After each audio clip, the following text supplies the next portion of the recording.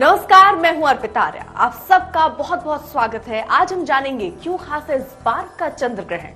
इस चंद्र ग्रहण का देश दुनिया पर कैसा प्रभाव होगा, अलग अलग राशियों पर इस चंद्र ग्रहण का क्या प्रभाव पड़ेगा, इन सब विषय पर जानकारी देने के लिए हमारे साथ जुड़ चुके हैं पंडित शैलेंद्र पांडे जी। पंडित जी, बहुत बहुत स्वागत है आपका। नमस्कार। पंडित जी, ये जो चंद्र ग्रहण इस बार पड़ रहा है, ये क्यों महत्वपूर्ण है? अर्पिता, कुछ दिनों पहले हमने अपने कार्यक्रम में सूर्य ग्रहण पर भी चर्चा की थी जी। और जब भी कोई ग्रहण आता है, सूर्य ग्रहण आएगा, उसके 15 दिनों बाद चंद्र ग्रहण अवश्य आएगा। ये हमेशा जोड़े में आते हैं, ये एक नियम है। अब अगर इस बार के चंद्र ग्रहण को हम समझना चाहें तो ये वर्ष का पहला चंद्र ग्रहण होगा। साल 2023 का पहला चंद्र ग्रहण है।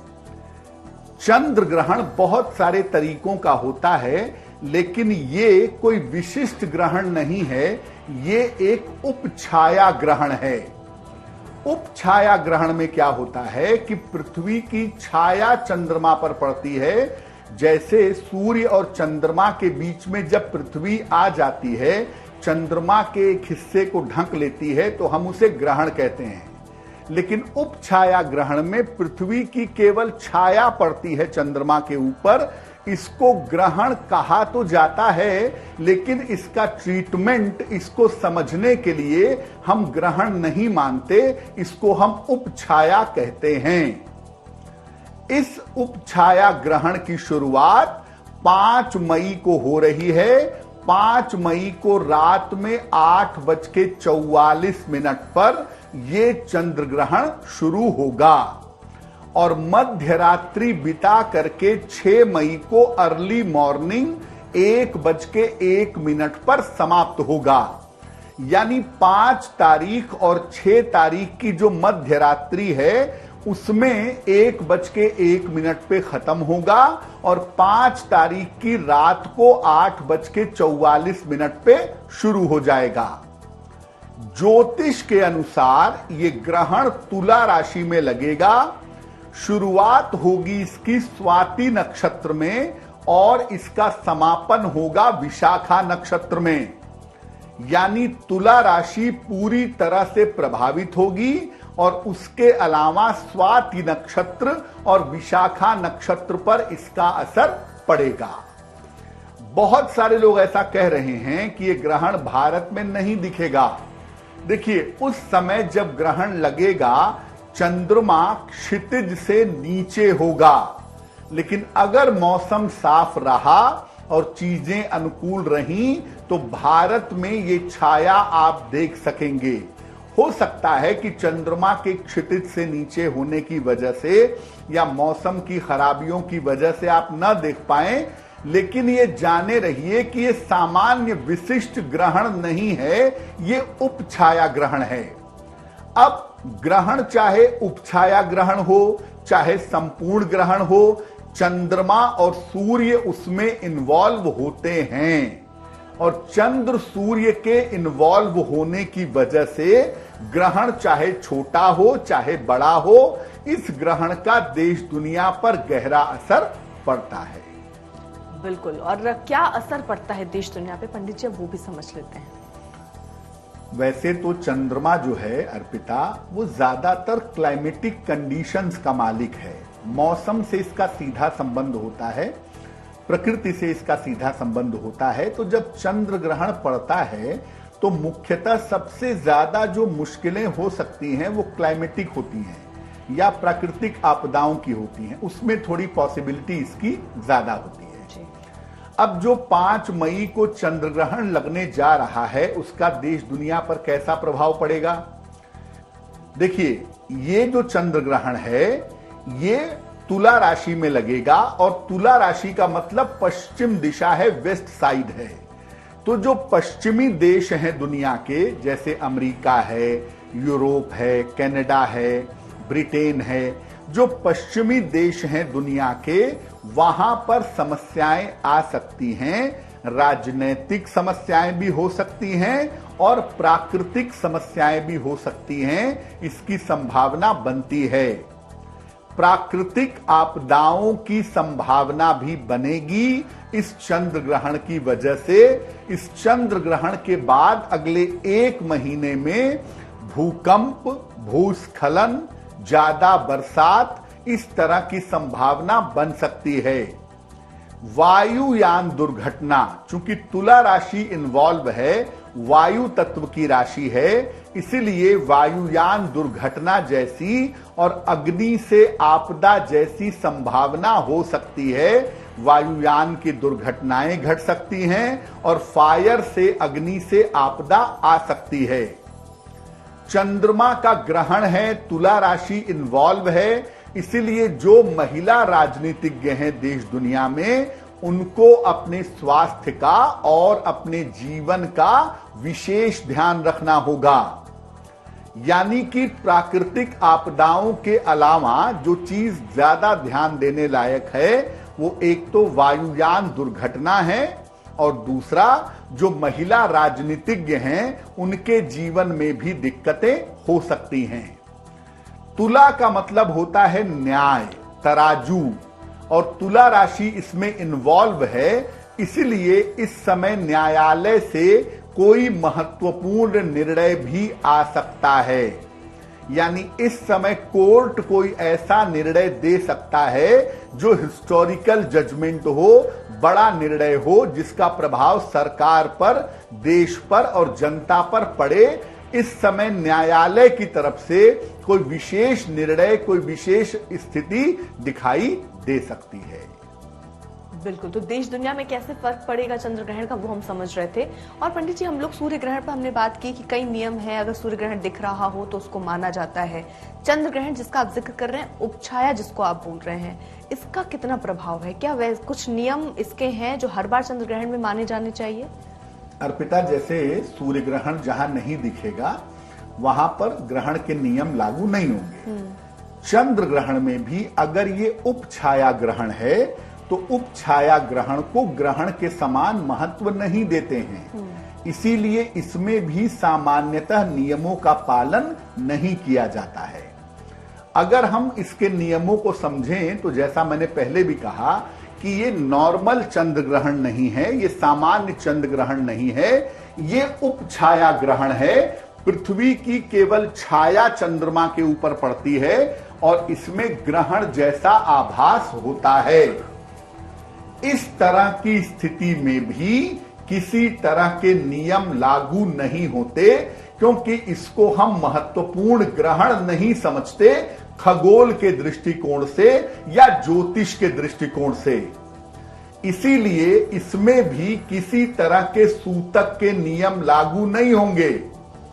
कोई भी सूतक का नियम कि प्राण प्रतिष्ठित मूर्तियों की पूजा नहीं होगी, मंदिरों के कपाट बंद हो जाएंगे, खाना पीना मना हो जाए, ऐसा कोई भी जो नियम है, जो सूतक का नियम है, वो इसमें अप्लाई नहीं होगा। आप अपना सामान्य जीवन जैसे जी रहे थे वैसे अपना सामान्य जीवन आप जी सकते हैं। भोजन, विश्राम या पूजन, आप भोजन करना चाहते हैं, आप विश्राम करना चाहते हैं, आप पूजा उपासना करना चाहते हैं, उस पर कोई प्रतिबंध नहीं है। आप जो करना चाहें इस उपछाया के ग्रहण काल में कर सकते हैं। ग्रहण की बात जब भी आती है सबसे ज्यादा डर पैदा किया जाता है, सबसे ज्यादा भय पैदा किया जाता है गर्भवती महिलाओं के मन में। तो गर्भवती महिलाओं को भी किसी तरह के चिंता की कोई आवश्यकता नहीं है।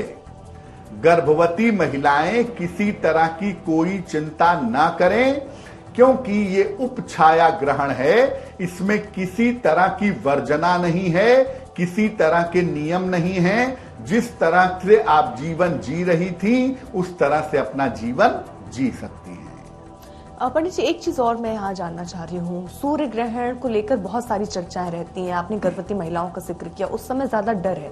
चंद्र ग्रहण भी उतना ही, अगर अभी तो ये उपछाया है, लेकिन अगर वास्तविक वाला चंद्र ग्रहण पड़ रहा होता तो खतरा उतना ही होता है गर्भवती महिलाओं को, जितना वो प्रिकॉशन सूर्य ग्रहण में रखती है उतना ही चंद्र ग्रहण में भी रखना चाहिए?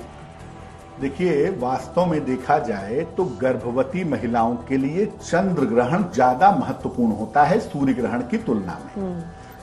चंद्रमा पूर्णिमा तिथि के दिन बहुत ताकतवर होता है। हम जानते हैं कि समुद्र में हाई टाइड आते हैं, पानी बहुत ऊपर तक फेंक देता है चंद्रमा उठा करके। जो समुद्र के पानी में नमक और पानी का रेशियो है, साल्ट एंड वाटर का रेशियो है, जो गर्भवती महिला होती है उसके गर्भ में जो एमनियोटिक फ्लूइड होता है उसमें भी नमक और पानी का इक्वल रेशियो, उतना ही रेशियो होता है जितना समुद्र में होता है। तो चंद्रमा वहां पर असर डाल सकता है। इसीलिए गर्भवती महिलाओं को कहा जाता है कि ग्रहण काल में थोड़ी सावधानी रखिए। लेकिन ज्यादातर सावधानी का मतलब ये नहीं है कि आप डरेंगे। आप उससे बचने के अगर उपाय कर लें या उस ग्रहण की चीजों को समझ लें तो उतना मामला गंभीर नहीं होता है। डर ज्यादा है, तकलीफ उतनी ज्यादा नहीं होती है। लेकिन हां, चंद्र ग्रहण जो है उसका प्रभाव सूर्य ग्रहण की तुलना में प्रकृति पर, इंसानों पर या गर्भवती महिला पर ज्यादा पड़ता है।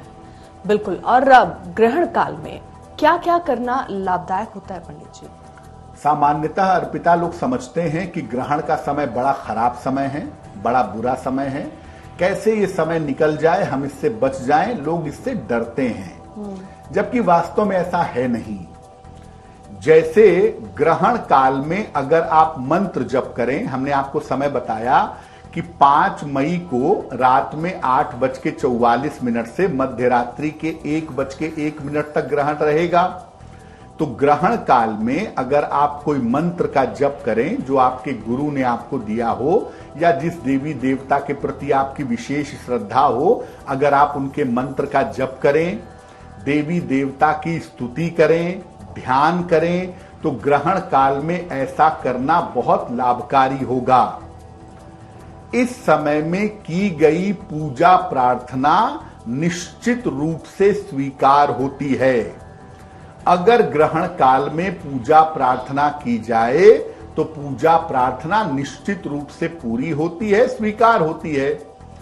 अगर आप कोई मंत्र सिद्ध करना चाहते हैं, मंत्र का सिद्ध करने का एक तरीका है जिससे मंत्र बड़े शक्तिशाली हो जाते हैं। तो अगर आप कोई मंत्र सिद्ध करना चाहते हैं या दीक्षा लेना चाहते हैं तो ऐसा करना भी ग्रहण काल में बड़ा शुभ होता है, बड़ा मंगलकारी होता है। ग्रहण जब समाप्त हो जाए, जैसे मध्यरात्रि में ग्रहण समाप्त होगा, तो आप चाहें तो मध्यरात्रि में ही नहा लें या अगले दिन सुबह स्नान करके किसी निर्धन व्यक्ति को कुछ न कुछ दान आपको जरूर करना चाहिए। वैसे देखिए, ये जो ग्रहण काल में पूजा की बात है या ग्रहण के बाद दान की बात है, ये मुख्य ग्रहण में लागू होती है, उपछाया में नहीं। आप नहीं करते हैं तो कोई दिक्कत नहीं है, लेकिन अगर ऐसा कर लें तो बहुत अच्छा होगा।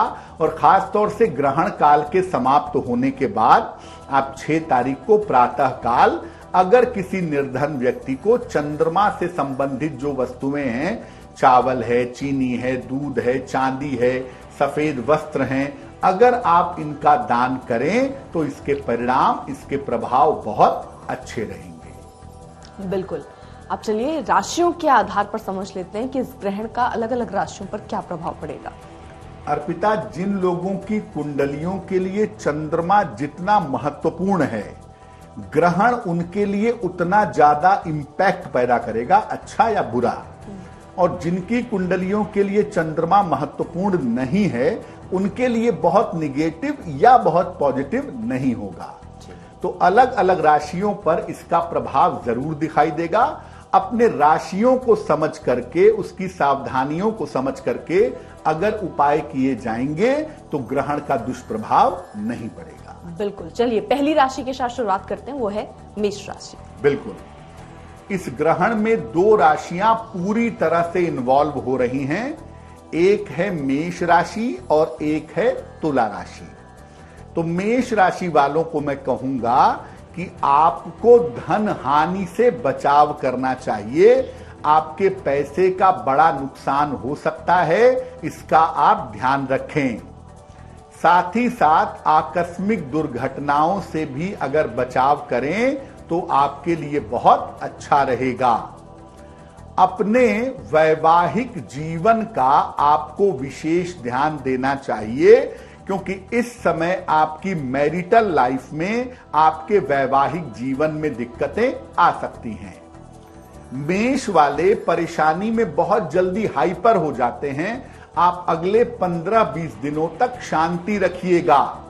ग्रहण के बाद 6 तारीख को सवेरे के समय में किसी निर्धन व्यक्ति को अगर आप सफेद मिठाई का दान कर दें तो ग्रहण के दुष्प्रभाव आपको परेशान नहीं करेंगे। बिल्कुल, यानी दान करना है, भगवान की स्तुति करना है, जो कि आपके लिए इस ग्रहण को लाभकारी बना सकता है। अब अगली राशि की तरफ बढ़ते हैं, वो है वृषभ राशि। वृषभ राशि अर्पिता चंद्रमा की बड़ी प्रिय राशि है, और जो चंद्र ग्रहण का मामला है इस बार, वो वृष राशि के लिए अच्छे संकेत दे रहा है। अगर हम वृषभ की बात करें तो देखिए, आप थोड़ी मेहनत बढ़ाइए, क्योंकि इस समय आपके रुके हुए तमाम काम आपके प्रयास करने से पूरे होंगे। वाद विवाद से और मुकदमों से आपको छुटकारा मिलेगा। आप कोशिश जरूर करें, और इस समय किसी तरह की जल्दबाजी में निर्णय मत लीजिएगा। इस समय किसी तरह की जल्दबाजी मत करिएगा। जल्दबाजी के परिणाम आपके लिए बहुत बेहतर नहीं होंगे। बाकी मामले में काम रुका हुआ है करने के लिए, नया काम बढ़ाने के लिए, समस्याओं को सुलझाने के लिए ये समय बहुत अच्छा है। उस दिशा में आप कोशिश कर सकते हैं।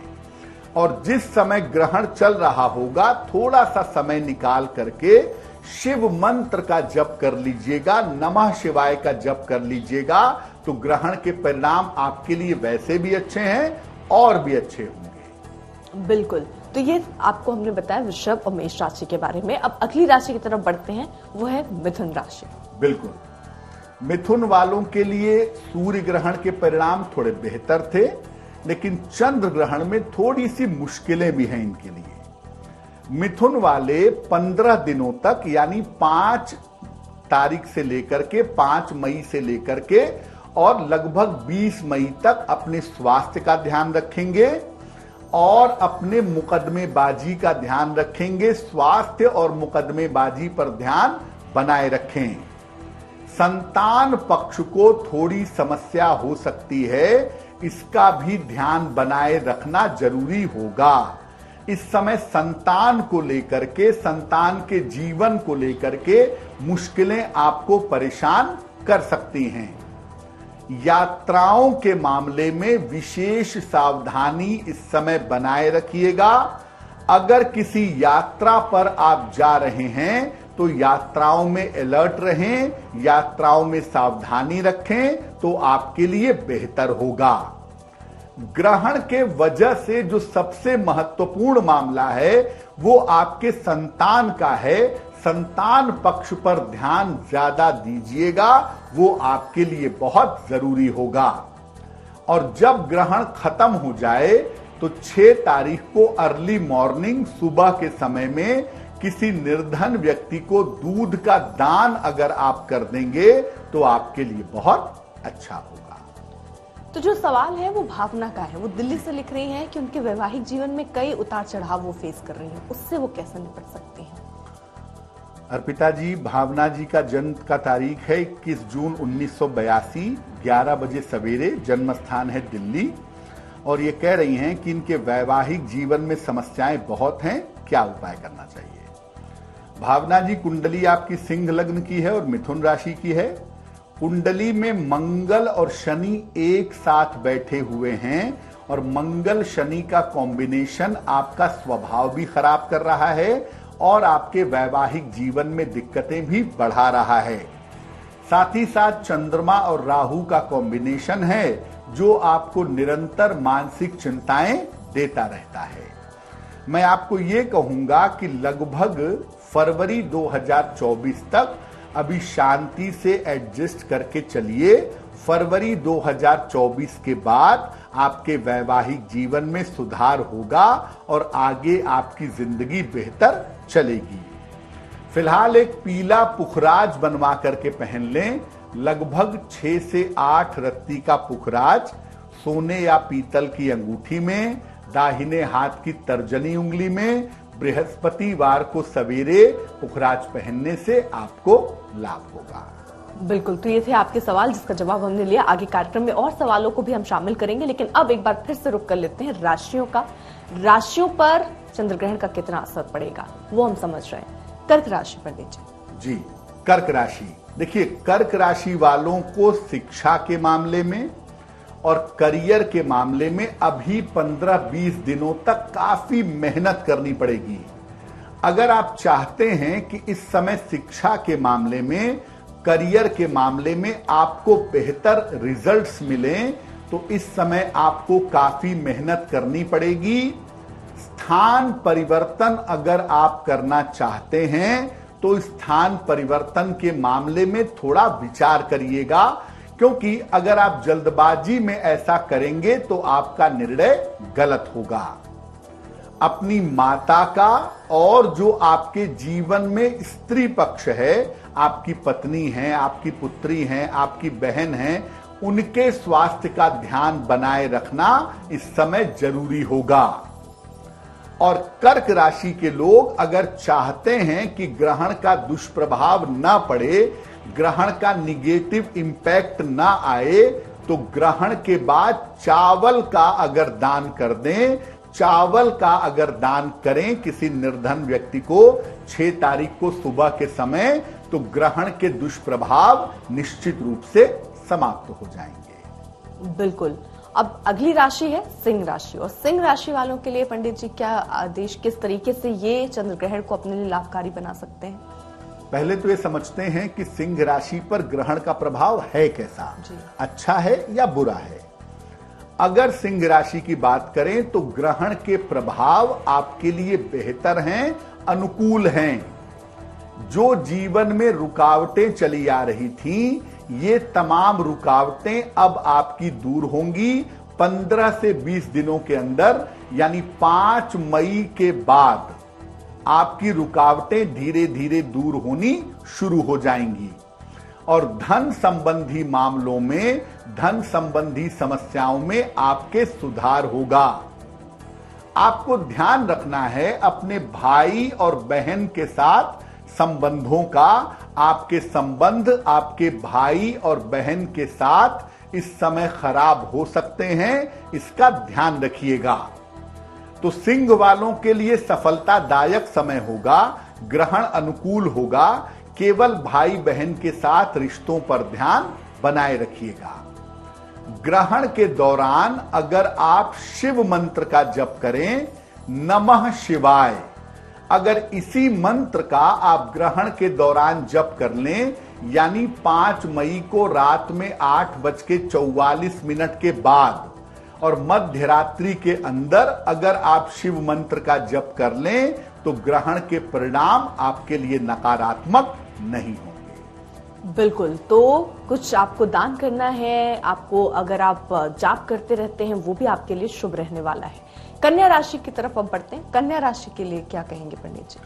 कन्या राशि के लिए अर्पिता, ग्रहण थोड़ा सा सावधानी की बात कह रहा है कि आपको थोड़ी सावधानी रखनी चाहिए जी। तो कन्या वालों को मैं कहूंगा कि 5 मई से लेकर के 20 मई तक का जो समय है, इसमें आप सावधानी रखें।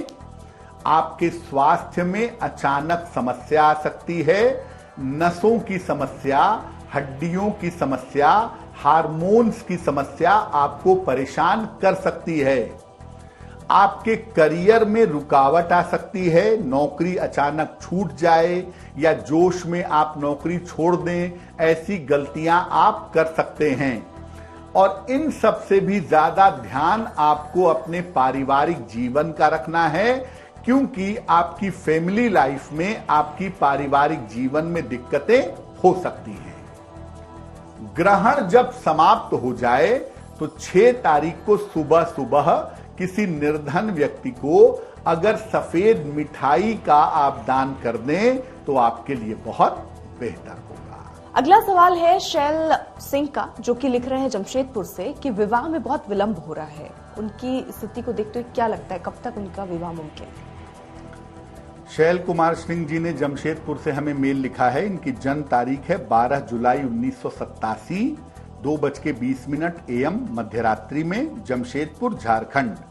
ये लिख रहे हैं कि विवाह मेरा तय नहीं हो पा रहा, विवाह की बात नहीं बन पा रही है, विवाह कब तक हो पाएगा। शैल जी, कुंडली आपकी वृषभ लग्न की है और आपकी राशि बनती है मकर, महादशा राहु की और अंतरदशा चंद्रमा की फिलहाल चल रही है। देखिए, शनि और बुध दोनों वक्री हैं, विवाह में विलंब के लिए जिम्मेदार हैं, और मंगल जो आपका विवाह का मुख्य ग्रह है वो कुंडली में बेहद कमजोर है। आपके विवाह के लिए बेहतर स्थितियां जुलाई के महीने से बनती हैं और साल 2023 के अंत में आपका विवाह निश्चित रूप से हो जाएगा। लेकिन ग्रहों को देखते हुए ये सलाह मैं आपको जरूर दूंगा कि कुंडली मिला करके सोच समझ करके विवाह का निर्णय लीजिएगा, तो वो आपके लिए बहुत अच्छा होगा। फिलहाल आप एक ओपल बनवा के पहन लें, लगभग 12-14 रत्ती का ओपल चांदी की अंगूठी में, दाहिने हाथ की तर्जनी उंगली में, शुक्रवार की शाम को ओपल बनवा करके धारण कर लें और रोज सुबह शाम 108 बार नमः शिवाय का अगर जप करें तो आपके लिए बहुत अच्छा होगा। बिल्कुल, तो कुल मिलाकर ये थे आपके सवाल जिसका जवाब हमने लिया। अब अगली राशि की तरफ बढ़ते हैं और वो है तुला राशि। जी, तुला राशि। देखिए, तुला राशि में ही ये ग्रहण लगा हुआ है, तो सबसे ज्यादा जो प्रभाव जिस राशि पर होगा, चूंकि तुला राशि में ही ये ग्रहण है, तो सर्वाधिक प्रभाव तुला पर ही दिखाई देगा। तुला वाले अपने स्वास्थ्य को लेकर के बहुत सतर्क रहेंगे, बहुत सावधान रहेंगे और दुर्घटना से बचने का प्रयास करेंगे। 5 मई से लेकर के 20 मई तक स्वास्थ्य की समस्या और दुर्घटना से बचें। लिखा पढ़ी के कार्य में सावधानी बनाए रखें।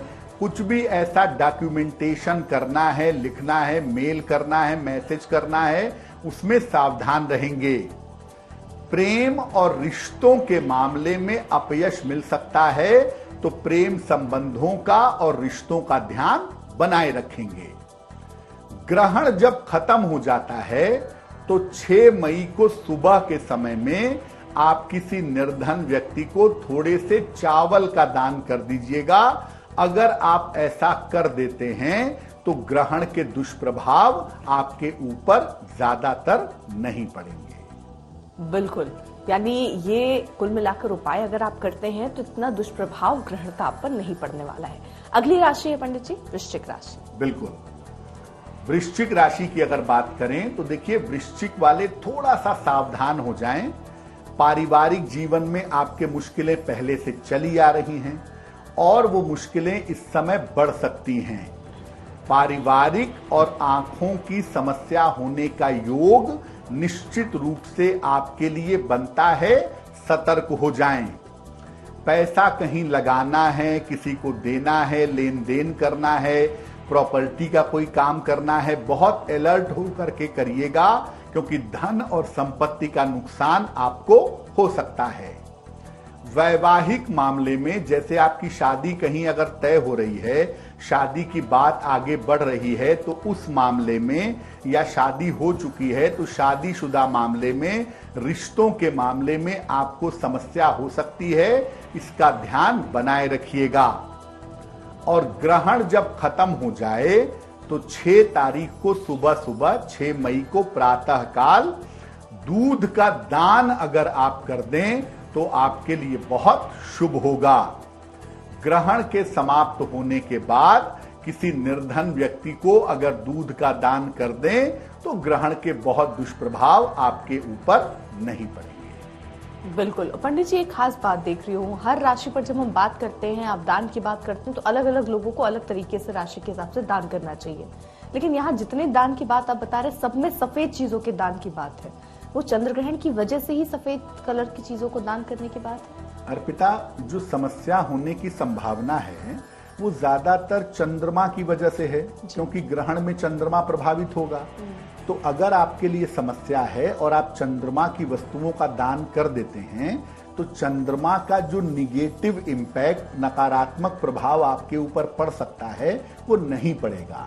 इसीलिए सफेद चीजों का दान कर सकते हैं, चावल, चीनी, दूध, नारियल, इन चीजों का दान करना बढ़िया होगा। और साथ ही साथ भगवान शिव चंद्रमा को नियंत्रित करते हैं, इसलिए भगवान शिव की पूजा करके भी आप चंद्र ग्रहण के दुष्प्रभावों से बच सकते हैं। बिल्कुल। चलिए अब अगली राशि का रुख करते हैं, वो है धनु राशि। बिल्कुल। धनु राशि के लिए भी अर्पिता इस ग्रहण के प्रभाव अच्छे हैं और धनु वालों को इस समय करियर में कोई बड़ा, कोई अच्छा अवसर निश्चित रूप से मिल सकता है। अगर आपने प्रयास किया है तो भी, नहीं किया है तो भी करियर में अच्छा समय आएगा। स्थान परिवर्तन के योग आपके बन रहे हैं, पुनः आपका चेंज ऑफ प्लेस हो सकता है, ऐसी संभावनाएं आपके लिए बन रही हैं। धनु वाले केवल इतना ध्यान रखें कि यात्राओं के दौरान सावधानी रखेंगे, यात्राओं में किसी तरह की दिक्कत ना हो, इसका ध्यान रखेंगे। और जितने समय ग्रहण चल रहा है उस समय में थोड़ा सा समय निकालकर अगर ग्रहण के दौरान आप शिव मंत्र का जप करें, आप नमः शिवाय का जप करें, तो वो आपके लिए बहुत अच्छा रहेगा। तो अगला सवाल है हेमा जोशी का, जो कि उत्तराखंड से लिख रही हैं कि उनका अपना घर कब हो पाएगा और उनका प्रेम विवाह होगा या नहीं होगा। हेमा जोशी की जन्म तारीख है 28 अगस्त सन 2000, 10:30 रात का जन्म है। जन्म स्थान है अल्मोड़ा। हेमा कह रही हैं कि अपना घर कब तक बन पाएगा, क्या मेरा विवाह मेरी इच्छा से होगा, प्रेम विवाह होगा या नहीं होगा।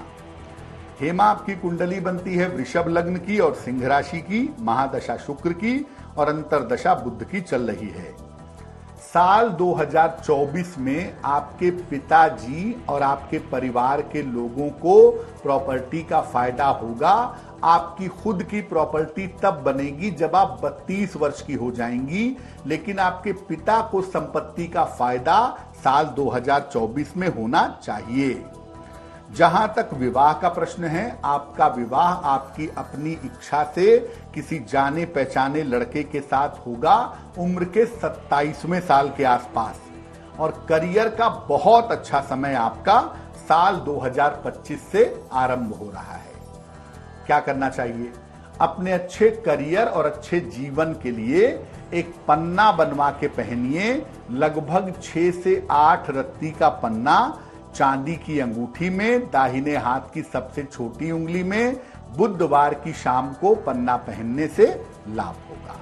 बिल्कुल। तो इन उपायों को करके आप लाभ पा सकते हैं। आपके सवालों का जवाब हमने जाना और एक बार फिर से अब राशियों का रुख करते हैं और अगली राशि की तरफ बढ़ते हैं, वो है मकर राशि। जी, मकर राशि। देखिए, मकर राशि वालों के लिए ग्रहण दशम भाव में लग रहा है और मकर वालों के लिए मोटे तौर पे ग्रहण अच्छा ही है, बहुत बुरा नहीं है।